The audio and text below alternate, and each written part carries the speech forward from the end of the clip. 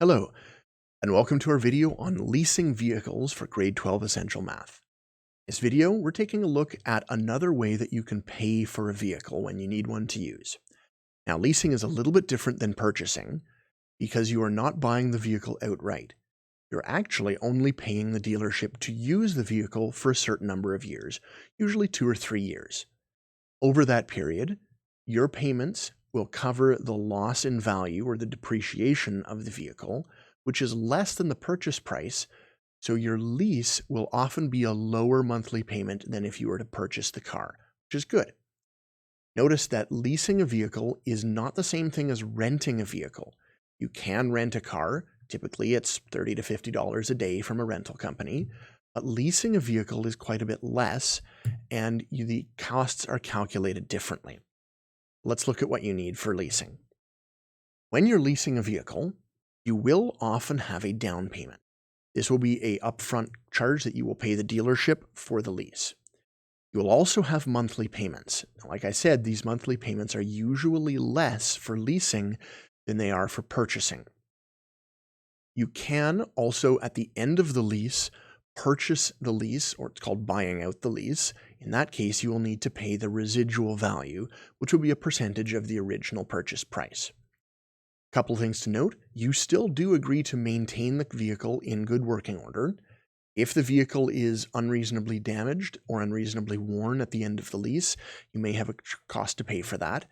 You also agree to only drive under the specific limit of kilometers. For most leases, that's 20,000 kilometers a year, which, if you're living in a city, is pretty reasonable. Just don't take it on long road trips. However, if you are living in the country or you have a long commute to work, 20,000 kilometers a year won't be enough for you. So, when you're leasing a vehicle, let's take a look at how this works. Let's take a look at an example. Let's say Tia's leasing a new truck. She has a monthly lease payment of $349. Notice it says after taxes. That's important. This is going to be over 4 years. She also has a down payment of $2,000. How would we calculate this? Well, if we say she's paying $349 per month for 4 years, well, she's going to pay that 12 times a year for 4 years. So the total amount that she has paid in monthly payments will be $16,752. That's how much she paid for her monthly payments.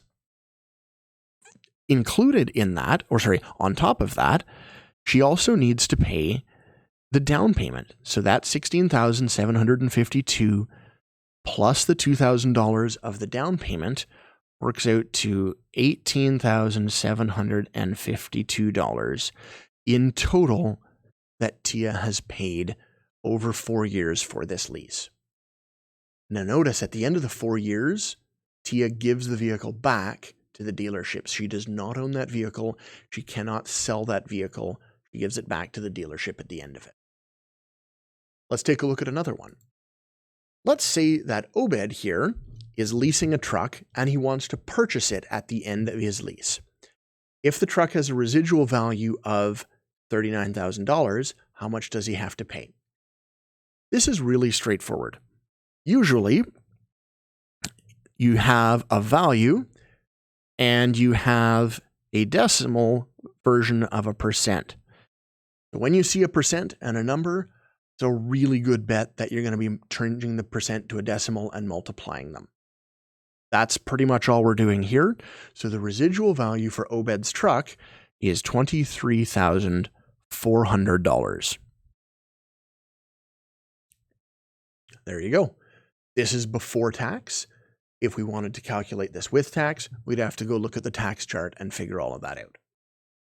In the next video, we're going to take a look at reasons that you might want to purchase or lease or buy a new car or a used car, because there's some very good comparisons in there, and there's good reasons that you might want to lease it or purchase it in different situations. I hope you have a great day, and I'll see you later.